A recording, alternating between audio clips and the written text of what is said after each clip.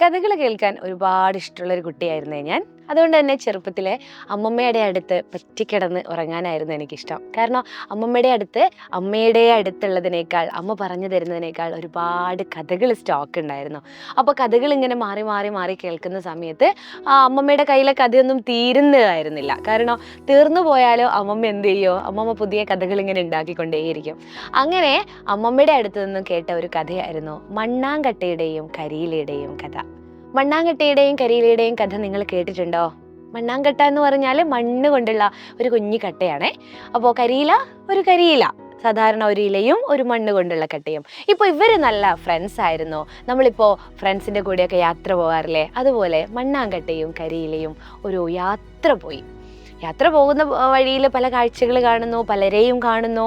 ആ കൂട്ടത്തിൽ കുറേ ദൂരെ എത്തിയ സമയത്ത് മഴ പെയ്തു കഴിഞ്ഞാൽ നമ്മുടെ മണ്ണാങ്കട്ടയ്ക്ക് നിലനിൽപ്പുണ്ടോ? ഇല്ല അല്ലേ?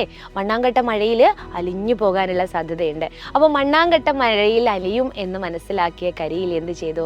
ആ മണ്ണാങ്കട്ടയുടെ മുകളിലേക്ക് കയറിയിരിക്കുകയാണ്. അപ്പോൾ മണ്ണാങ്കട്ടയെ ആ ഒരു കരിയിൽ അങ്ങ് പൊതിഞ്ഞു, അങ്ങ് കവർ ചെയ്തു. അപ്പോൾ മണ്ണാങ്കട്ടയ്ക്കൊന്നും സംഭവിച്ചില്ല. കുറച്ചുകൂടെ ദൂരേക്ക് അവർ യാത്ര ചെയ്തു. മഴയൊക്കെ തോർന്നു. കുറച്ച് ദൂരെ എത്തിയ സമയത്ത് ഒരു കാറ്റ് വരികയാണ്. കാറ്റ് വരുന്ന സമയത്ത് മണ്ണാങ്കട്ടയ്ക്ക് എന്തേ സംഭവിക്കുമോ? മണ്ണാങ്കട്ട കാറ്റിൽ കുറച്ച് വെയിറ്റ് ഒക്കെ ഉള്ളതുകൊണ്ട് അല്ലേ, കരിയിലേക്കാട്ട് കുറച്ച് വെയിറ്റ് ഒക്കെ ഉള്ളതുകൊണ്ട് മണ്ണാങ്കട്ടയ്ക്ക് കാര്യമായിട്ടൊന്നും സംഭവിക്കില്ല. പക്ഷെ കരിയില കാറ്റിൽ പറന്നു പോകാനുള്ളൊരു സാധ്യതയുണ്ട്. അപ്പോൾ കരിയില കാറ്റിൽ പറന്നു പോകാതിരിക്കാൻ എന്ത് ചെയ്തു? മണ്ണാങ്കട്ട കരിയിലയുടെ മുകളിൽ അങ്ങ് കയറിയിരുന്നു. അപ്പോൾ നമ്മുടെ കരിയിലയും മണ്ണാങ്കട്ട സഹായിക്കുകയാണ്. സുഹൃത്തുക്കളായതിൻ്റെ ഗുണമാണല്ലേ അങ്ങോട്ടും ഇങ്ങോട്ടുള്ള പരസ്പര സഹായം. അങ്ങനെ നമ്മുടെ മണ്ണാങ്കട്ടയും കരിയിലയും ദൂരേക്ക് പോവാണ്. എവിടേക്കാണ് പോകുന്നത്? കാശിക്ക് പോവുകയാണ്. കാശി രാമേശ്വരം എന്നൊക്കെ നിങ്ങൾ കേട്ടിട്ടില്ലേ? ഇതൊരു സാങ്കല്പിക കഥയാണ്. അപ്പോൾ കാശിക്കൊന്നും അവർക്ക് രണ്ടുപേർക്കും പോകാൻ പറ്റില്ല എന്ന് നമുക്കും അറിയാം അല്ലേ. പിന്നെയും ദൂരേക്ക് പോയ സമയത്ത് കാറ്റും മഴയും ഒരുമിച്ച് വന്നു. കാറ്റും മഴയും ഒരുമിച്ച് വന്നാൽ എന്ത് ചെയ്യാൻ പറ്റില്ല? പരസ്പരം സഹായിക്കാൻ പറ്റില്ല. ആദ്യം അവർ കുറേ ശ്രമിച്ചു നോക്കില്ലേ. അപ്പോൾ നല്ല കാറ്റും മഴയും വന്ന സമയത്ത് മണ്ണാങ്കട്ട അലിഞ്ഞും പോയി, കരിയില പറന്നും പോയി. ഇതാണ് കഥ. ഇതിൻ്റെ ബാക്കി ഭാഗങ്ങൾ പലരും പല രൂപത്തിലൊക്കെ ഉണ്ടാക്കി വെച്ചിട്ടുണ്ട് കേട്ടോ. നിങ്ങൾക്കും ഇതിൻ്റെ ബാക്കി കഥ പൂരിപ്പിക്കാവുന്നതാണ്. ഇതൊരു സാങ്കല്പിക കഥയാണ്. നമ്മളെ പാഠപുസ്തകത്തിലെ ആദ്യത്തെ പാഠം എന്ന് പറയുന്നത് മണ്ണാങ്കട്ടയും കരിയിലയുമാണ്. അപ്പോൾ ഈ ഒരു ഭാഗത്ത് നമ്മൾ പഠിക്കുന്നത് ഒരുപാട് സങ്കല്പ യാത്രയെക്കുറിച്ചുള്ളതാണ്. ചന്ദ്രനിലേക്കൊക്കെ പോകുന്നുണ്ട് കേട്ടോ. അപ്പോൾ രസമുള്ള ഒരു പാഠഭാഗമാണ് നമുക്ക് ആദ്യം തന്നെ പഠിക്കാനുള്ളത്. അടിപൊളിയായിട്ട് പഠിക്കണ്ടേ? അടിപൊളിയായിട്ട് പഠിക്കണം. കഥകൾ കേട്ടും അതുപോലെ കവിതകൾ ചൊല്ലിയും ഒക്കെ നമുക്ക് ഈ ഒരു യൂണിറ്റ് അങ്ങ് തീർക്കേണ്ടതുണ്ട്.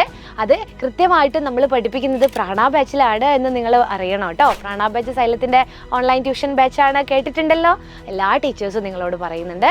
ഇപ്പോഴും അതിൻ്റെ അഡ്മിഷൻ ഇങ്ങനെ നടന്നുകൊണ്ടിരിക്കുകയാണ്. ഇനിയിപ്പോൾ സ്കൂളൊക്കെ തുറക്കാനായില്ലേ. അപ്പോൾ എല്ലാവരും എന്ത് ചെയ്യുക? പ്രാണ ബാച്ചിൽ ഇപ്പോൾ തന്നെ ജോയിൻ ചെയ്യുക. അവിടെ വെച്ച് നമുക്ക് അടിപൊളിയായിട്ട് പഠിക്കണം. ഞാൻ എപ്പോഴും പറയാറുള്ളത് പോലെ CM കിഡ്സ് സ്കോളർഷിപ്പ് എക്സാം മുന്നിലുണ്ട് അല്ലേ. 2027 ഫെബ്രുവരിയിലാണ് നടക്കാൻ സാധ്യത. പക്ഷേ പഠനം ജൂൺ മാസം അല്ലേ, പറ്റിയാൽ ഇതായി മെയ്യിൽ തന്നെ നമ്മൾ തുടങ്ങേണ്ടതായിട്ടുണ്ട്. അപ്പോൾ എല്ലാവരും നിങ്ങൾക്ക് വേണ്ടി പ്രാണ ബാച്ചിൽ വെയിറ്റ് ചെയ്യാണ്. നമ്മുടെ ടീച്ചേഴ്സ് എല്ലാവരും എന്ത് ചെയ്യുക? ബേസ് പ്ലാനും നമ്മുടെ ഇൻഫിനിറ്റി പ്ലാനൊക്കെയുള്ള പ്രാണ ബാച്ചിലേക്ക് ജോയിൻ ചെയ്യുക. ഇതൊക്കെ എന്താണെന്ന് കൃത്യമായിട്ട് അറിയാൻ വേണ്ടിയിട്ട് താഴെ കാണുന്ന നമ്പറിലേക്ക് വിളിക്കുക. അപ്പോൾ ഞങ്ങൾ അവിടെ ഉണ്ടാകും, നിങ്ങളും ഉണ്ടാവണം കേട്ടോ.